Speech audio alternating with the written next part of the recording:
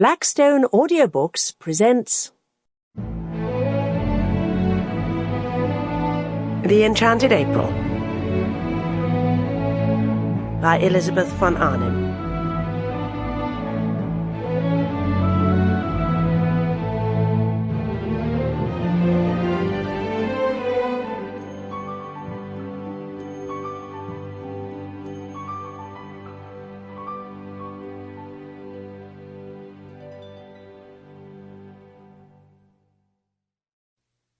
Chapter 1.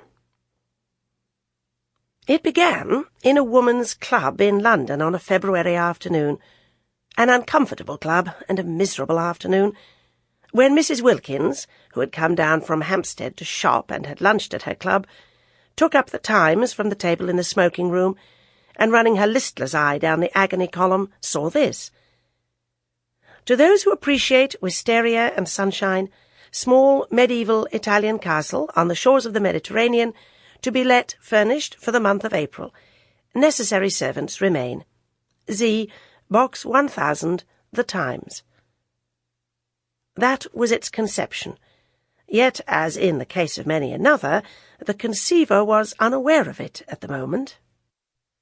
So entirely unaware was Mrs. Wilkins that her April for that year had then and there been settled for her, that she dropped the newspaper with a gesture that was both irritated and resigned, and went over to the window and stared drearily out at the dripping street. Not for her were medieval castles, even those that are specially described as small. Not for her the shores in April of the Mediterranean and the wisteria and sunshine. Such delights were only for the rich. Yet the advertisement had been addressed to persons who appreciate these things, so that it had been anyhow addressed to her, for she certainly appreciated them, more than anybody knew, more than she had ever told. But she was poor. In the whole world she possessed of her very own only £90, saved from year to year, put by carefully pound by pound out of her dress allowance.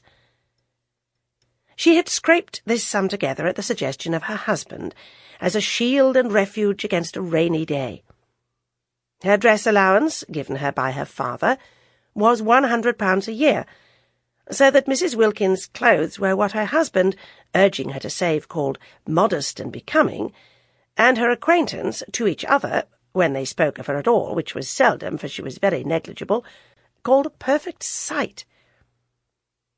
Mr. Wilkins, a solicitor, encouraged thrift, except that branch of it which got into his food. He did not— Sample complete. Ready to continue?